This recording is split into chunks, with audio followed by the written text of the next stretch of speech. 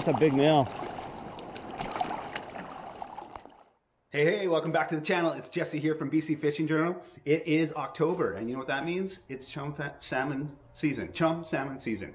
Chum salmon, one of my favorite salmon to target in our local rivers. In this video, we're going to do it with twitching jigs. So this video is all about my gear, like everything. My rod, reel, line, and I'll also include some twitching jig fishing action in the Vedder River on a previous trip. So I got a couple chum to show you that I've never put on this channel. So yeah, that's kind of fun. So I hope you like this type of fishing. So yeah, that's what this one's all about. All right, let's get into it.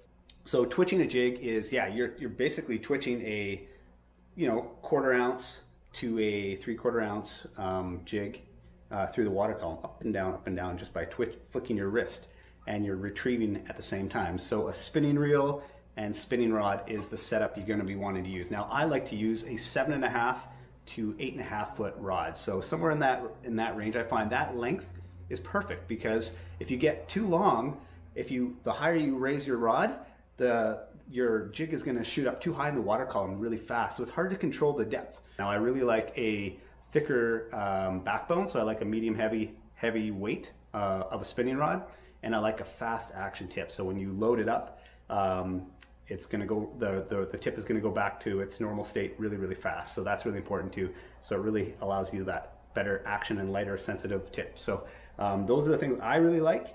And so here's an example of a twitching rod that I use. This one is 8 feet long. It is which one is this? This is medium heavy, and sorry, this is heavy, and it is a fast action. So that's a great spec. Just to give you some context, my float rod that I typically use, this is a 10.5 foot Technium. So this is a pretty heavy duty float rod. You can see kind of the comparison. So the twitching rod is obviously a little bit smaller or in diameter, but still pretty thick, because this rod again is only 8 feet. This one's 10.5. So this one's got some backbone to it. So, and it doesn't look like much on the handle there, but whatever you prefer, that's totally up to you. But so that's the rod. For the reel, I like to use a reel that's about 2,500 size to about 3,500 size. So a 2,500, 3,000, 3,500. That's kind of a general model or size for a lot of the brands like Shimano, Daiwa, all these different reels. So this is a 2,500 Shimano. This would probably be the smallest size I would use.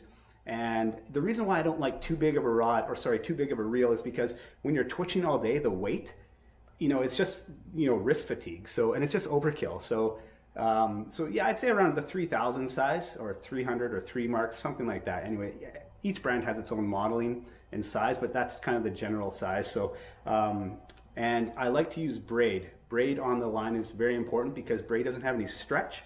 So when you're twitching and the fish hits, there's kind of that immediate connection. There's no give. I like to use 30 to 50 pound braid. So it's very thin, so you can get a lot on these smaller little reels. So on here I have 30 pound braid. Like, yeah, I've got the Power Pro, I think, on this guy. And then I do tie a 2 to 3 foot leader from my Mainline. So from the braid, I don't tie the braid directly to the jig. I like to actually have a little bit of a fluorocarbon leader in between that connects to the jig. That's just my own preference. I know a lot of people just go braid right to the twitching jig. Most fish are not that line shy when you're twitching a jig, because it's quite a bit of action. So I don't think the leader line is maybe necessary, but that's just something that I like. So I like to use a 2 to 3 foot fluorocarbon leader, and I like to connect it with something like a swivel or a double uni knot. Your main line of your braid attaches here, and then the leader line goes down to your twitching jig. So again, 2 to 3 feet fluorocarbon. Make sure the line of the fluorocarbon is, it's usually a little bit less than your braid line up. So because you are doing a little bit more action, maybe a little bit bigger. So maybe a 15 pound fluorocarbon is not a bad way to go for that. So here's just a few twitching jigs here. You can see they all have this kind of rabbit fur long tail, and that's what I think is really important, to have that nice long. You can tie these. I've bought some of these online, but yeah, I generally I like to try different colors. But my favorite for chum, I would say, is that purple, black, purple, pink. So like these type of things, like pink and purples, the blue and black, blue and purple, anything with purple and pink. But yeah, big fan. I don't know if you can see in this lighting, and see the little flash in there too. I love the little bit of flash. So that's always been really good for me in my experience. So purple, pink, little flash, can't go wrong. Yeah, so those are the twitching jigs that I like to use. Now, quickly about size. So twitching jigs can come in a ton of different sizes. There's usually, I don't know, eighth of an ounce, quarter ounce, right up to a full ounce. What I typically use is 3/8 or half an ounce. That fits most of the water that I'm fishing. But the big idea is, like, in shallower water, you'll want to use a lighter one because obviously the heavier they are, the quicker they get down to the bottom, right? So if you're in a deep pool in fast moving water, maybe a heavier jig makes more sense. But if you're in a really shallow piece of water, maybe a quarter ounce, that makes more sense, where you really don't want it dropping too quickly where you're going to snag up. So again, 3/8 ounce I find is kind of my ideal thing. But yeah, play around with it. Play around with the colors. I'm finding different, even changing a color from day to day, or not even day, changing a color in a run will trigger a fish. So it's funny how you can be using your same old twitching jig that works all the time, and then you'll use some silly color you think is silly, and all of a sudden red and black is working just so well. And so yeah, definitely try swapping out your jigs. And yeah, it's a fun way to fish, man. When you hit, it's a lot of fun. So one thing I'll say, when you're twitching, I notice that when you feel the bite on the pull up, oftentimes you can foul hook fish with twitching jigs. That's the one thing that's a little bit challenging, and that's going to happen with a lot of different lures too, with spoons and spinners that can happen too. But with twitching jigs, I find it happens a little bit more. So when you feel it bite on the way up, oftentimes that can be a foul hooked fish. But it's really fun when you feel it on the drop. So when you've lifted it up and you're reeling, and your jig is dropping, and you feel that hit there, that's usually a solid bite. And those things are so fun. That feeling is like, that's why I love twitching jigs. So fun. So if you haven't tried it with Chum Salmon, man, you have to try it. You have to bring some twitching jigs. You have to bring some twitching jigs to the river with you just to try it out. Highly recommend it. A lot of fun. All right. Well, that's it for the gear talk. Let's get to the river, okay? Okay, here we go. Here's the chum action. I'm twitching jigs in the Vedder River. We're hooked into a Chum Salmon. I was twitching. Yeah. That chum came right out of the water too.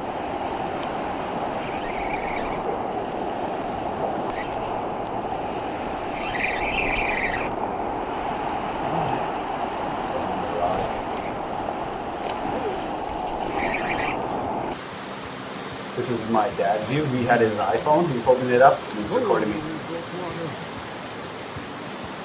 It's always nice to have two perspectives, right? Send me the camera guy. Beats the chesty. We'll probably let this guy go. He's not... If you know the Vedder River... Or is he clean? This is a bit of an older video that I've never shown on my channel. I've been twitching jigs for quite a few years, for all salmon, but this has got to be, you can tell it's an older video because there's no fence there in this particular spot where they're using this now.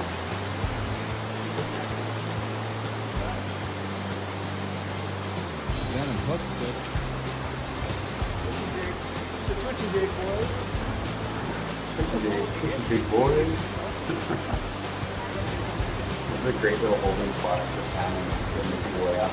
It's a little slow water on the way up. It's a really good spot.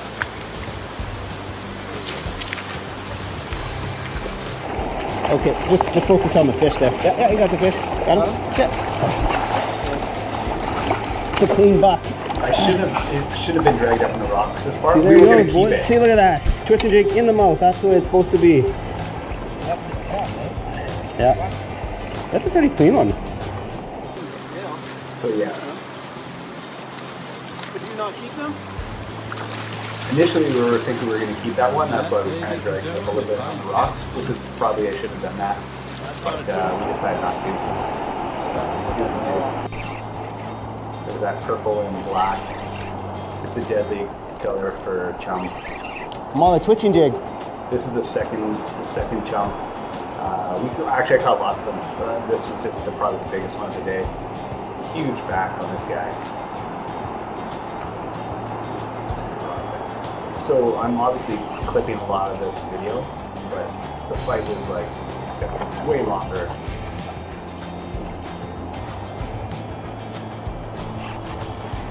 I don't even know. No.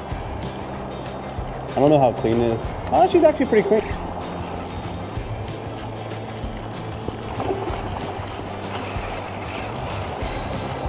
It drops off pretty deep there, actually. It's a male.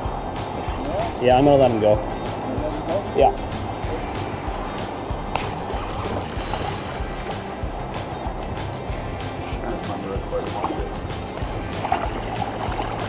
That's a big male. Look at his teeth. I love chum. Look at this. You gotta love these guys, It's a big male. That's awesome. Beautiful. Beautiful fish. I love them. So I didn't get a good release. Oh yeah. On my chest teeth. But that's okay. You can see the jump, you can see the jig there. It's that purple and pink deadly combination. All right, guys, thanks so much for watching this. And if you haven't already, please subscribe to this channel. We would love you to join the BC Fishing Family Journal. And if you haven't given this video a like, really appreciate that. And I think that's about it. And as always, I always reply to all the comments. So if you have any questions or anything like that, by all means, drop them, and I will personally respond to every single one of them. Appreciate you guys. Thanks again for watching, and we'll see you in the next one. Whoop-a!